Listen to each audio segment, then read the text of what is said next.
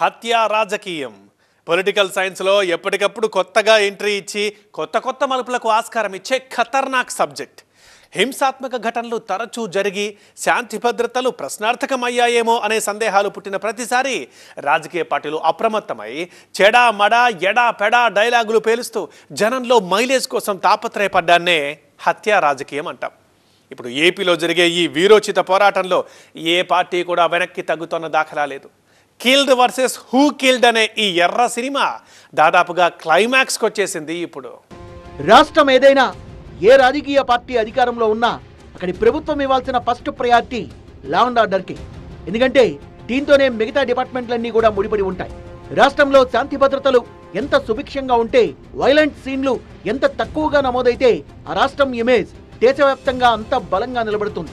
పెట్టుబడులు పెట్టాలనుకునే పారిశ్రామికవేత్తలు ఆ రాష్ట్రం వైపే చూస్తారు. తద్వారా జనానికి బతుకు మీద భరోసా పెరుగుతుంది. మిగతా అభివృద్ధి పనులు కూడా వాటంతటవే సజావుగా జరుగుతాయి. అంతటి కీలకమైన శాంతి భద్రతల అంశమే ఇప్పుడు ఏపీలో రచ్చరచ్చవుతోందా? దాని చుట్టూనే రాజకీయం సలసలా కాగుతోందా? వినుకొండ నడిబొట్టున జనమంతా చూస్తుండగా అత్యంత పాశవికంగా జరిగిన ఆ హత్యతోనే రాష్ట్రంలో రాజకీయం ఒక్కసారిగా ఎర్రబారింది. జూలై 17న వైసీపీ కార్యకర్త షేక్ రషీద్ హతమైన ఘటన టీడీపీ వైసీపీల మధ్య కొత్త చిచ్చు రాజేసింది. హతుడు రషీద్, హంతకుడు జిలానీ ఇద్దరు మాజీ స్నేహితులని, పాత కక్షల వల్లే ఈ హత్య జరిగిందని టీడీపీ వాదిస్తోంటే ఇది ముమ్మాటికి రాజకీయ హత్య అని వైసీపీ సాక్ష్యాధారాల్ని బయటపెట్టింది. తమకు ఎవరు ఎదురు తిరిగినా ఇదే గతిపడుతుందన్న సంకేతాలు ఇవ్వడం కోసమే రషీద్ ను హతమార్చారని, రాష్ట్రంలో మరిన్ని హత్యలకు టీడీపీ పన్నాగం పన్నిందని వైసీపీ ఆరోపిస్తోంది. రషీద్ కుటుంబాన్ని పరామర్శించడం కోసం వినుకొండ వెళ్లిన జగన్ లా అండ్ ఆర్డర్ విషయంలో కూటమి ప్రభుత్వాన్ని కార్నర్ చేయబోయారు. రషీద్ హత్య వెనుక పోలీసుల వైఫల్యం ఉందని, హైకోర్టులో కేసు వేస్తామని హెచ్చరిక కూడా జారీ చేశారు. ఈ కొత్త ఎస్పీ వచ్చిన 2-3 రోజులకే హత్య జరిగింది. ఆ హత్య కూడా ఏమిటి? వైన్ షాప్లో తాను పనిచేసుకుంటూ, సూపర్వైజర్గా తాను పనిచేసుకుంటూ వైన్ షాప్లో తన జీవితం గడుపుతా ఉన్న ఒక సామాన్యమైన వ్యక్తి. ఇటువంటి వ్యక్తిని అతి కిరాతకంగా నడి రోడ్డు మీద అందరూ చూస్తూ ఉండగానే కిరాతకంగా కత్తి తీసుకొని అతి దారుణంగా నరకడము.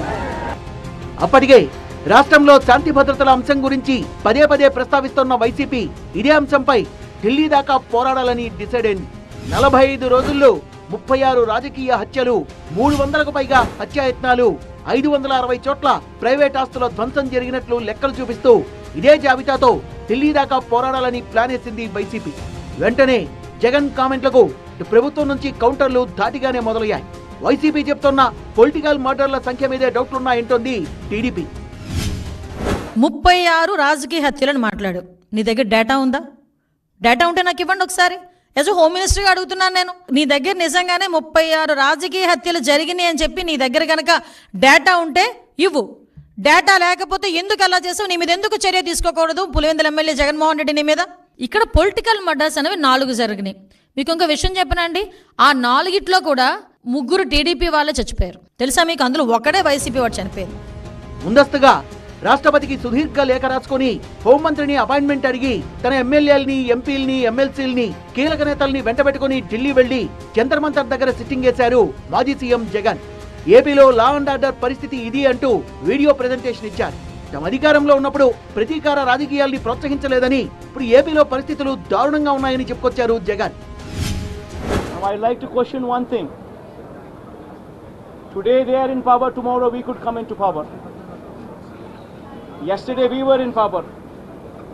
But when we were in power, we have never propagated such kind of behavior.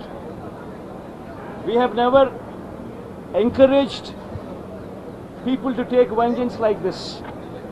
We have never encouraged assaults. We have never encouraged private property being vandalized. We have never encouraged government property to be vandalized. We have never encouraged killings. But today the situation is different in Andhra Pradesh. YCP నేతలు కార్యకర్తలపై దాడుల్ని నిరసిస్తూ జగన్ చేపట్టిన ధర్నాకు SP, Shiv Sena Uddhav వర్గం, AIADMK మద్దతుగా నిలిచాయి. ఏపీలో కొత్త ప్రభుత్వంపై విమర్శలు చేసి ఆయా పార్టీల నేతలు జగన్ వాయిస్ కి కోరస్ ఇచ్చారు. పనిలో పనిగా తమ తమ రాష్ట్రాల్లో శాంతి భద్రతల్ని కూడా ప్రస్తావించి అక్కడున్న రూలింగ్ పార్టీల్ని కూడా చాకిరేవు పెట్టారు. मैं साथ हूं क्योंकि ये देखना जरूरी है कि अगर सत्ता परिवर्तन होता है तो क्या अन्याय किस सीमा तक चला जाता है। हमारा इस एग्जीबिशन में आने का मकसद यही है कि कल मुख्यमंत्री जगन थे, आज दूसरे हैं, कल कोई और भी होगा, तो ये वर्कर के साथ अन्याय नहीं करना चाहिए। उनकी इंडिपेंडेंट इंक्वायरी होनी चाहिए और ये सिचुएशन ऐसी है जो मैं देख रहा हूं, ये सरकार को एक दिन भी सत्ता पे रहने का अधिकार नहीं है। आंध्र प्रदेश में कोई कानून व्यवस्था नहीं है। I am happy that he has initiated thing. Our party also married law and order not only Andhra Pradesh, Tamil Nadu is facing. That is why I come over here to see that all must cooperate and see that democracy can be preserved in this country.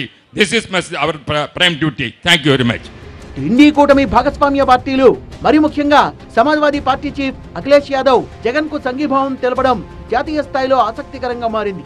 YCP దూకుడు చూసి అప్రమత్తమైన కూటమి ప్రభుత్వం నియంత్రణ చర్యలపై focus పెట్టింది. పినుగొండ ఘటనకు అసలు రాజకీయ ప్రమేయమే లేదనే వెర్షన్ ని గట్టిగా వినిపిస్తోంది టీడీపీ. నిన్న అదే పార్టీకి ఒకప్పుడు చెందిన ఇద్దరు వ్యక్తులు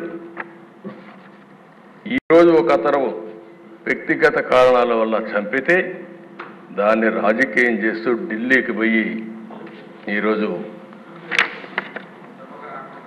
ఈ సభకు రాకుండా సభకు వచ్చే ధైర్యం కూడా లేదు.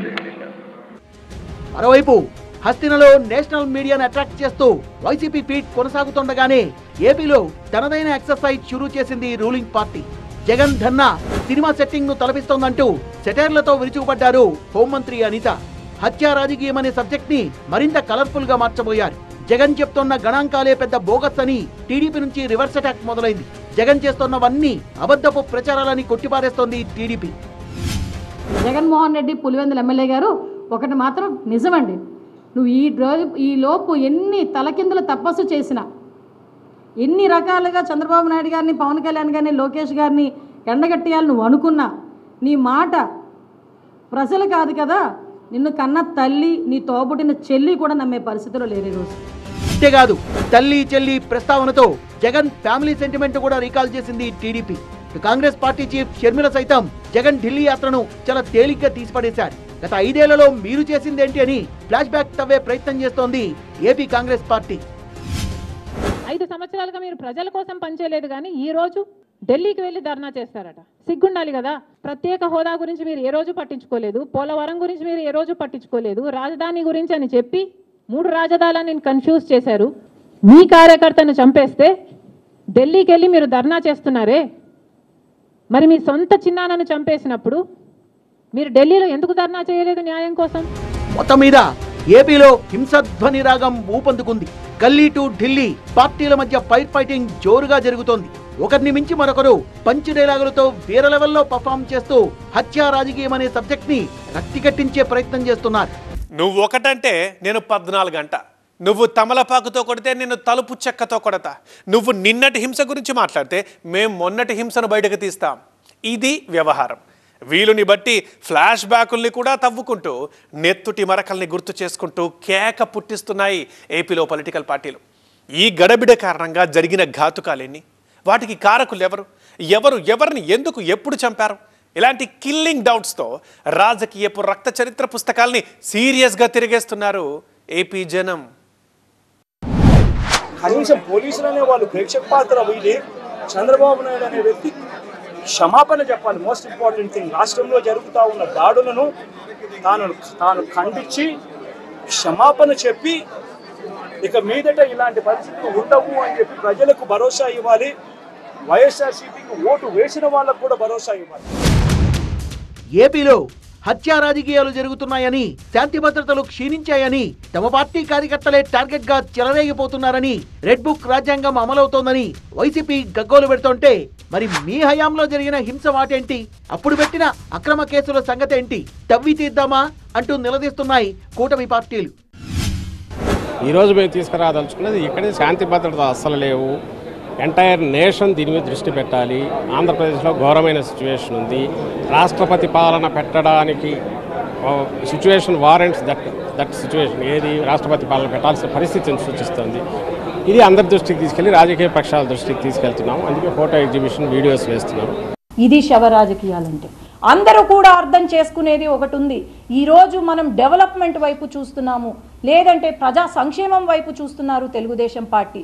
కానీ వీళ్ళు చేసేది ఎంతకాలము ఉండదు. అసెంబ్లీ జరుగుతున్న సమయంలో ఈరోజు వచ్చి ఈడ పార్లమెంట్లో ఢిల్లీలో మీరు ధర్నాలు చేస్తున్నారంటే యావత్ ఆంధ్రప్రదేశ్ సిగ్గుపడాల. కాబట్టి ఇవన్నీ మానుకోండి.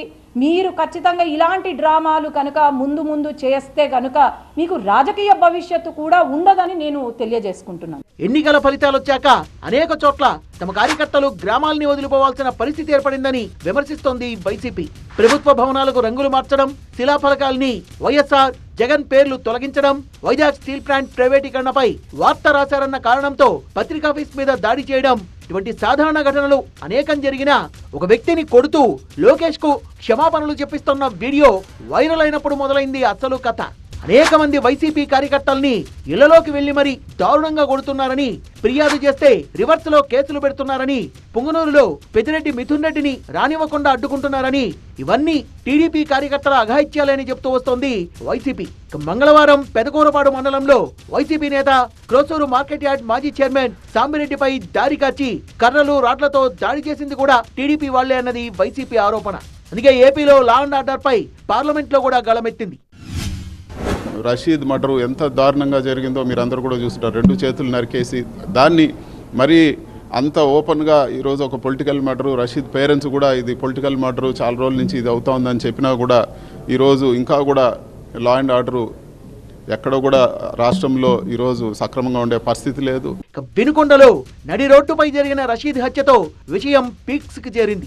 అసెంబ్లీలో ప్రభుత్వాన్ని నిలదీసే ప్రయత్నం విఫలం కావడంతో పోలీసులపై తీవ్రంగా మండిపడ్డారు మాజీ సీఎం జగన్.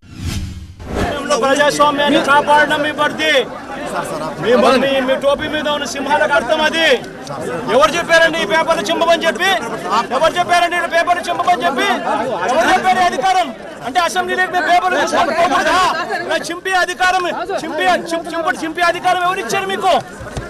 ఎమ్మెల్యేల దగ్గర నుంచి, ఎమ్మెల్సీల దగ్గర నుంచి ఇలా పేపర్లు గుంజుకొని లాక్కొని మీ ఇష్టం వచ్చినట్టుగా చింపే కార్యక్రమం చేసే అధికారం ఎవరు ఇచ్చారు? మధుసూదన్ రావు, గుర్తుపెట్టుకో, ఎల్లకాలం ఇలా మాదిరిగా ఉండదు. ప్రజాస్వామ్యంలో ఉన్నాం మనం. కానీ మీరా ప్రజాస్వామ్యం గురించి మాట్లాడేది, మీరా మాకు నీతులు చెప్పేది అంటూ గురువింద సామెతను గుర్తు చేస్తోంది టీడీపీ. గతంలో పల్నాడు ప్రాంతంలో వరుసపెట్టి హత్యలు, ఘర్షణలు జరగలేదా? టీడీపీ కార్యకర్తలు చనిపోయిన మాట వాస్తవం కాదా అంటూ లెక్కల్ని చెప్తోంది ప్రస్తుత అధికార పార్టీ. 2022 జనవరిలో టీడీపీ కార్యకర్త తోట చంద్రయ్య హతమైతే అంత్యక్రియల్లో పాల్గొని పాడెమోశారు చంద్రబాబు. 2019 ఎన్నికల సందర్భంగా జరిగిన ఘర్షణల్లో అనేక గ్రామాల్లో జనం ఇళ్లు వదిలి వెళ్లిపోయారని, అదంతా వైసీపీ చేసిన దారుణాల ఫలితమే అని టీడీపీ చెప్తోంది. 2020లో టీడీపీ నేతలు బొండా ఉమా, బుద్ధ వెంకన్న ప్రయాణిస్తున్న కారు మీద జరిగిన దాడిని గుర్తు చేస్తోంది టీడీపీ.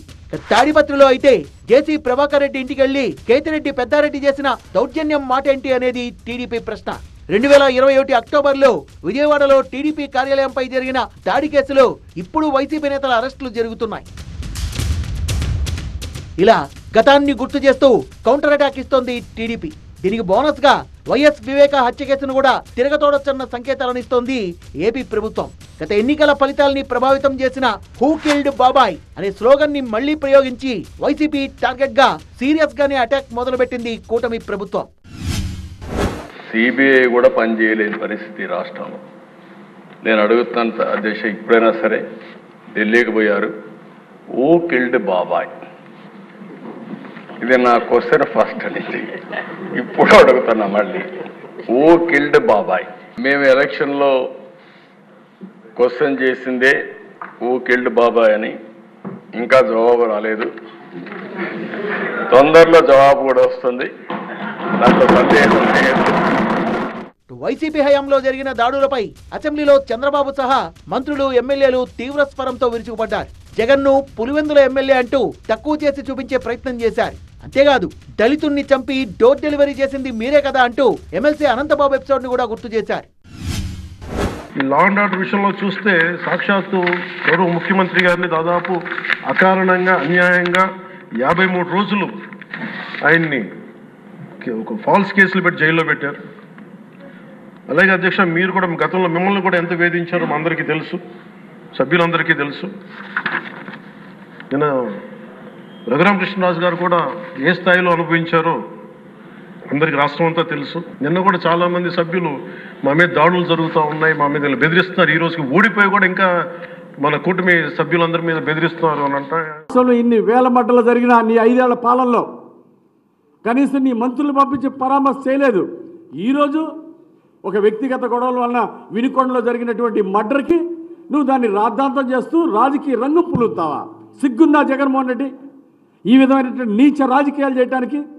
ఈరోజు రాష్ట్ర పరువు, ఇక్కడ గొడవలు అవుతున్నాయి, ఇక్కడ బాగాలేదు పరిపాలన, అరాచకాలు జరుగుతున్నాయి, దుష్ప్రచారం చేయటం ఈరోజు నువ్వు రాష్ట్రానికి చేస్తున్నటువంటి నష్టం. ఇవాళ వాళ్ళు చెప్పే అన్నీ పచ్చి అబద్ధాలు. వాళ్ళల్లో చిన్న చిన్న సంఘటనలు, వ్యక్తిగత తగాదాలని అదేదో ప్రభుత్వానికి ఆపాదించి దుర్మార్గాలు చేస్తున్నారు.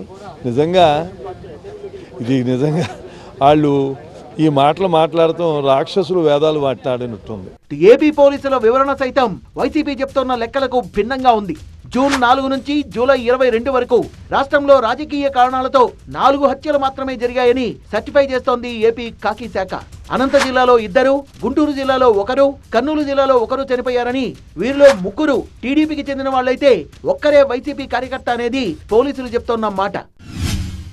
36 రాజకీయ హత్యలు ఈ 45 రోజుల్లో జరిగాయి అంటే అది తప్పట. జగన్మోహన్ రెడ్డి గారి మీద కూడా కేసు పెడతారంట. పెట్టమ్మా, నీకు ఆ పవర్స్ ఉంటే పెట్టు తల్లి, కాదని మేము అంటలేదే. 36 అనే సంఖ్య చెప్పిన తర్వాత, సుమారుగా 307 కేసులని చెప్పిన తర్వాత, విధ్వంసకరమైన కేసులు చెప్పిన దాని తర్వాత బయట పెట్టుకొని ఉంటాం. ఆ తొందర ఎందుకు సుందరవదన? ఇదిలా ఉంటే ఏపీలో శాంతి భద్రతల పరిస్థితిపై శ్వేతపత్రానికి సిద్ధమవుతోంది కూటమి ప్రభుత్వం.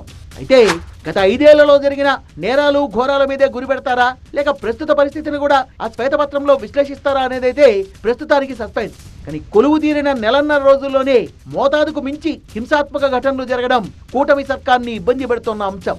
సరిగ్గా అదే వైసీపీకి అనుకోకుండా దొరికిన ఆయుధంగా మారిందనేది కూడా వాస్తవం.